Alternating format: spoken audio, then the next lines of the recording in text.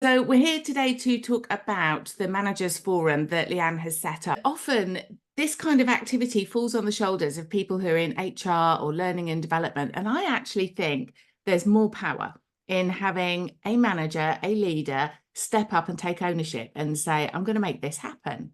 Yeah, I couldn't agree more. I think one of the things that you asked me to look at is, why would you do this?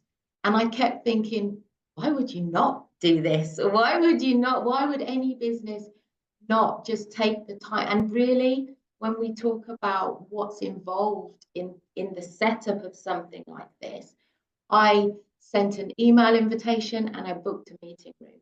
That was how we initially started. I'm going to be really honest with you, and this is kudos to you, because actually it was that first session of the program that you were running. I felt empowered when I came out of that room. What I realized was there wasn't anything or any safe place for managers. So I'd learned that a couple of years before, but I'd been thinking, how could I do it? What could I do? Because as you rightly said, that role usually falls to the people team, the HR team, the training team. Going on that program, that first session, and probably as well the other participants in that session, they were a very open group. And I shared my idea with one of them in that, and they said, well, why haven't you done it yet? And then yeah, so it was a combination of that, my group spurring me on, which is the very essence of what the Managers Forum is, right? So we were already doing it. So it was that and the program as well. And I came out and I thought, yeah, what am I waiting for? Just send that first email. So I'm not going to pretend that I wasn't a little bit scared. Of course, I was scared that people wouldn't buy in, that people would sort of roll their eyes, or just another waste of my time, or it's not compulsory, so I'm not going to go. But actually, there was a really positive response. Some from members of my training group, which obviously I love the fact that they were supporting me. But yeah, from other people in the business that said, actually, there's a few things I'd like to talk about. I'll be there. And I then thought, oh no, what am I going to do? Because I hadn't thought past that initial invite. I just felt brave enough in that moment to send that invite. And it's one of those things that once you've done it, you can't turn back now. It's in the diary. You've got to do this. Exactly. So can I ask, Yeah. what did happen on that first session? What did you focus on? So the first session was just a hello, thank you for coming. Is there anything that everybody would like to talk about? And actually, the conversation was very much around the inconsistencies actually with the management, the day-to-day management of the team. That was the first session. So I think we were very much finding our feet. So we almost just opened the floor and said, what does everybody want to talk about? Now, as the sessions have developed, what I came away with was a feeling of, if we don't put some structure behind this, it could, in theory, just turn out we're just having the same conversations and in theory, just having a coffee morning, if you like, and just having a catch up. So in order to build structure, the next session and the session after that, what we incorporated was breakout groups. But again, all we're doing is talking. So how do we take it to the next step? So what we've now done is we've now incorporated like a feedback session where we take all of the learnings from all of those little breakout groups and we bring it all into one. And we say, okay, were there any common themes here? Do we need to reach out to the finance team to discuss this? Do we need to reach out to the HR or people team? Do we need to reach out to the senior leadership team? Reaching out on behalf of the group to the wider business to come up with answers and potentially training courses, and then come back to the management group and share those learnings. So that there's always something coming back to the group from the questions that they've asked of either the business or the industry or whatever that may be. And I think making sure that these forums are cross-functional and bringing in that diverse group, you're then building relationships with people you wouldn't, and you're then seeing the value of actually, you've got a skill set that would really work in my department. So again, taking it back to how it's useful to the business, cross-skilling and learning something new from somebody that you would never have spoken to other than in this forum, it just opens up to you then thinking about challenges that you've got in your own department and looking at them from a completely different point of view. It's just a real melting pot of innovation and ideas.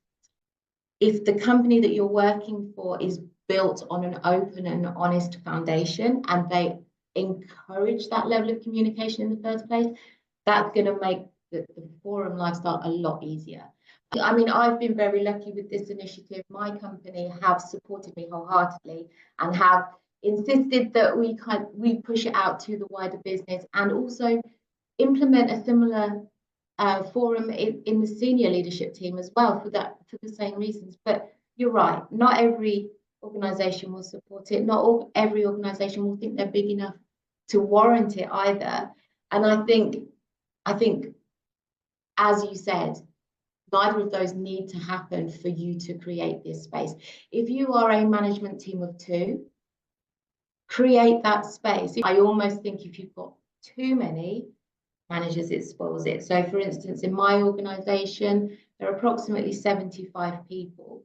So we're now running 6 forums over a 2-week period to ensure that everybody gets an opportunity. So when you're thinking about hybrid working, you're thinking about people that work various hours, we're ensuring that there's forums on every day at different times of the day so that everybody's needs can be met as well. So bigger organizations, definitely a lot more facilitation is needed to ensure that it happens. So if you're smaller, I think it's a lot easier. But I don't think that you should not do it because there's only 1 or 2 of you.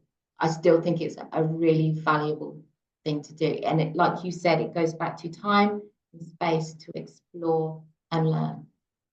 Okay, so what would your top 3 tips be to somebody who's considering starting one up themselves? It's a tough one. I would say, I'd love to say that my top 3 tips would just be do it, but I don't think. Yeah, keep it then. But I mean, if we're being practical, I would say don't overcomplicate it. Mm. Really, you really just need a safe space, and that is it, and some willing participants. So don't overthink the structure. As I've said throughout this, you learn as you're going anyway, and there's nothing to stop you tweaking it slightly every time. So don't overcomplicate it.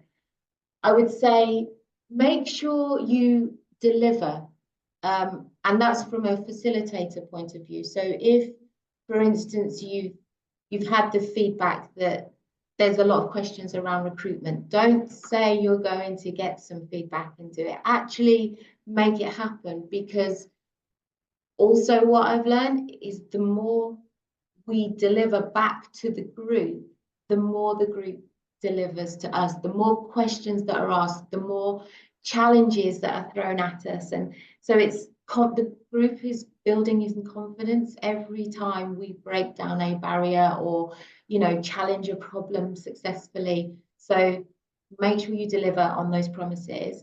And then finally, and for me, probably the most important one would be make sure your foundation is key. So make sure that when you set the rules, and there shouldn't really be that many rules, but when you do, they are things around be open, be honest, be kind and considerate, and be positive. So I think perhaps what I've not made clear is it's not a forum to come and moan. If if you've got things on your mind, then that's different. And actually, what I've found when people have been in that mindset when they've entered the room is there's somebody there to say, why don't you and I pick this up offline because it feels like X, Y, and Z. So you're taking away that part, because actually what we're there to focus on is, yes, tough stuff and challenges. I'm not saying that, but the positives and the solutions to those things and the the energy and the learning. So perhaps what we need to do is practice one-to-ones. Maybe there's a challenging situation. So rather than you moan about the person in your team, we look at it as a positive and we practice the one-to-one of that challenging conversation that you know you've got to have. So yeah, the foundation has. There was a Amazing. lot in there. So do it, do it, do it. Do it, do it, do it. Yeah. In short, yeah, three Yeah. fabulous tips to end with. I've just loved having this conversation with you and just finding out more about how you make it happen, because you make it sound so easy, you make it sound so effortless, and there's clearly a lot of thought that's gone into it. But the big takeaways from me listening to you is your absolute focus on doing the right thing by the managers coming along and by the business. So making sure that the business gets benefit from people spending that time together and people get the support they need, but ultimately it is about helping them to take that accountability to make the action happen. Absolutely. And I think the feedback that's come from it, it's not, nobody's actually thought about it being like a help thing. Everybody's coming out and using words like empowerment and confidence, which for me, I then feel like I've achieved what I've set out to do, which is to give that power back. Not even give that power back, just let people know that they have it and they have a right to use it. You know, so I think I think I'm enjoying being a change maker, which is something that I've learned from your program. But it's knowing that you've got the right to be that change maker. And I just want to ensure that everybody else knows that they've got that right too.